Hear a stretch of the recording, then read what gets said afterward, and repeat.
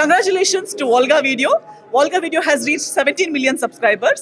Those of you who have not subscribed, please subscribe to Volga Video.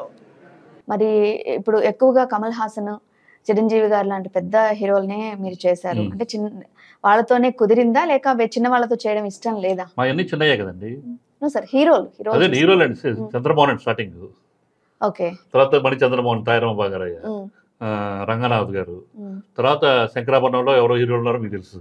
అంటే ఇవన్నీ కూడా ఎక్కువ వీళ్ళిద్దరే కనిపిస్తారు. అవునండి, మనకు కనిపించేది 4 సినిమాలే తప్ప మిగతా అన్ని చిన్న. మన సుమన్ యాక్ట్ చేశారు సితారాలో, సీతాకోక చిలుకలో కార్తీక్ అని ఇంట్రడ్యూస్ చేసాము, భానుప్రియని ఇంట్రడ్యూస్ చేసాము. మరి జనరేషన్స్ చూసుకుంటే మీరు 3 తరాలని చూసారు యాక్టింగ్ కి సంబంధించి. 3 తరాలని 3 తరాల్లో డిఫరెన్స్ ఏమన్నా గమనించారా మీరు? అంటే అండి అన్నింటిలోనే ఉంటుందండి. ఇప్పుడు అన్ని ఫీల్డ్స్ లోనూ డిఫరెన్స్ ఉంటుందండి. అంటే ప్రొడ్యూసర్స్ వైజ్ చెప్పండి. అవునండి, ప్రొడ్యూసర్స్ వైజ్ అప్పుడు ప్రొడ్యూసర్ కి కమాండ్ ఎక్కువ ఉండేదండి. ఓకే. డైరెక్టర్ ప్రొడ్యూసర్ డిస్కస్ చేసుకున్నాడు అన్ని, ఒక వైఫ్ అండ్ హస్బెండ్ లాగా, ఫ్రెండ్స్ లాగా, ప్రొడ్యూసర్ డైరెక్టర్ లాగా చాలా బాగా డిస్కస్ చేసుకునేవారు. అంటే ఒక ప్రాజెక్ట్ బాగా క్లోజ్ గా ఉండేవారు. హీరోతో కూడా అంత బాగా క్లోజ్ గా ఉండేవారు. అంతా ఉండేది. రాను రాను అది వన్ సైడెడ్ గా స్టార్ట్ అయింది. ఒక పూర్వేమో మన హీరో డామినేషన్, అలాగే ప్రొడ్యూసర్ అనేవాడు ఉండి తర్వాత మెల్లిమెల్లిగా ప్రపోజల్ మేకర్ అండ్ ఫైనాన్షియర్ కింద అయిపోవాల్సి వచ్చింది. అంటే ప్యాషన్ కంటే కూడా ఇక్కడ ప్రపోజల్ మేకర్ ఫైనాన్సే ఎక్కువ ఉంటుంది అంటారా? ఎందుకంటే ఇప్పుడు బడ్జెట్ చూసుకున్నా కూడా అప్పుడు బడ్జెట్ కి ఇప్పటి బడ్జెట్ కి అఫ్ కోర్స్ డేస్ గడుస్తున్నాయి, డెవలప్మెంట్ అనేది ఉండాలి. కానీ అప్పటికి ఇప్పటికి ఇంత మార్పు, అంటే ఖచ్చితంగా ఇంత బడ్జెట్ ఉంటేనే సినిమా అవుతుంది అనే ప్లానింగ్ కరెక్ట్ గా ఉండేదండి. ఇప్పుడు ప్లాన్ ప్రకారం అని వెళ్ళట్లేదండి. అసలు ప్లాన్ ప్రకారం సడన్ గా 100 మంది 1000 మంది జూనియర్ ఆర్టిస్ట్ ఉండగా నాకు 3 బాలేదు ప్యాకప్ అనే సందర్భాలు చాలా చూస్తున్నాం మనం ఇప్పుడు. అప్పుడంతా అలా కాదు. ఓహో ఇవాళ ఈ సీన్ తీయకపోతే ప్రొడ్యూసర్ కింద నష్టం వస్తుంది, డైరెక్ట్ ఆలోచించేవాడు, హీరోలు ఆలోచించేవారు, చిన్న చిన్న ఇదిలో కూడా అడ్జస్ట్ చేసుకునేవారు.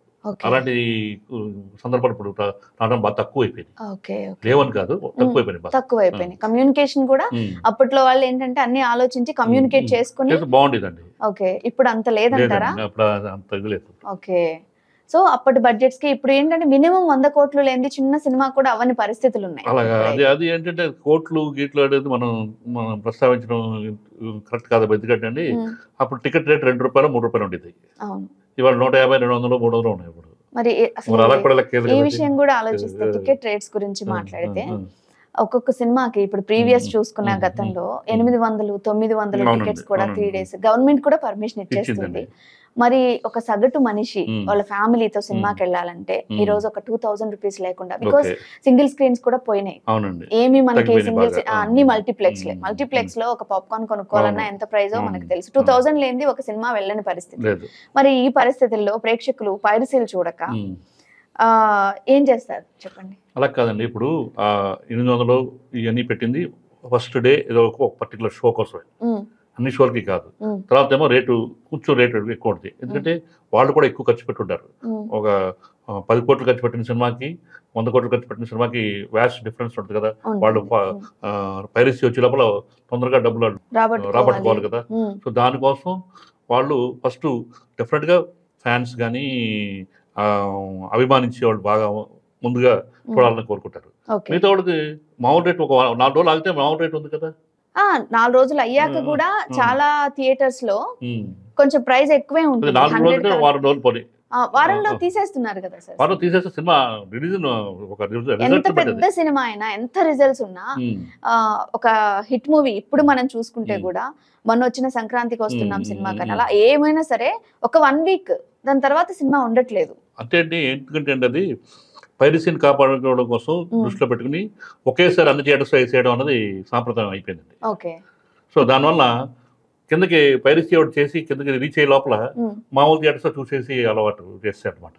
అందుకని ఇంతకుముందు ఏ సెంటర్లో ఆడాక బి సెంటర్కి వెళ్ళేది, బి సెంటర్ ఆడాక విలేజెస్కి వెళ్ళేది. ఇప్పుడు అలా ఒకేసారి అన్ని చోట్ల రిలీజ్ అవ్వడం పెట్టింది. ప్లస్ డిజిటలైజ్ అయ్యాక అది ఈజీ అయిపోయింది. ఇంతకుముందు అంటే మన ప్రింట్లు అంటే అన్ని ప్రింట్లు వేసి అన్ని ప్రింట్లు థియేటర్స్ పంపించవలసి వచ్చింది. ఇప్పుడు క్యూబ్ ఇంటర్నెట్ మన యూఎఫ్ఓ వాటిలో డిజిటలైజ్ అయిపోయి ఒకేసారి ప్రొజెక్షన్ చేయడానికి ఈజీగా ఉంది. సో ఇట్లోనే పైరసీ కట్ అవుతుందండి, డెఫినెట్గా తగ్గుతుంది. ఓకే, అలా అంటారా? అంటే దీనికి చర్యలు కూడా గవర్నమెంట్ తీసుకుంటే ఏం తీసుకుంటే బాగుంటుంది? తీసుకుంటారండి, గవర్నమెంట్ తీసుకుంటుందండి. మన ఫిల్మ్ ఇండస్ట్రీ కూడా పైరసీ సెల్ ఉందండి, అన్నీ ఉన్నాయి. బట్ వీటిలో మించి టెక్నాలజీ ఇంకా పెరిగిపోతుందండి. ఓకే, మనం చర్యలు వస్తున్నాయి, టెక్నాలజీ ఇంకా అప్లోనే ఉంటుంది, ఇక్కడ నుంచి రీచ్ అవ్వట్లేదు. ఏదో కొత్త రకం దాని ఇప్పుడు మామూలు ఫోటోగ్రఫీ నుంచి విఎఫ్ఎక్స్కి వచ్చింది, విఎఫ్ఎక్స్ నుంచి ఇప్పుడు డిజిటల్ అయిపోయాక ఇది వచ్చింది, ఇప్పుడు అంటే ఏఐ వస్తుంది. ఇప్పుడు ఏఐ వచ్చాక ఇంకేం జరగబోతున్నాయో ఎవరు తెలుస్తుంది. సినిమా నిన్న రిలీజ్ అయితే ఈ రోజు పర్ఫెక్ట్ ప్రింట్ మనకి ఆన్లైన్ లో లభిస్తుంది. ఇంకా ఏం చేయలేమండి, అందుకోసమే ఎక్కువ థియేటర్స్ రిలీజ్ చేసేస్తారు. ఓకే.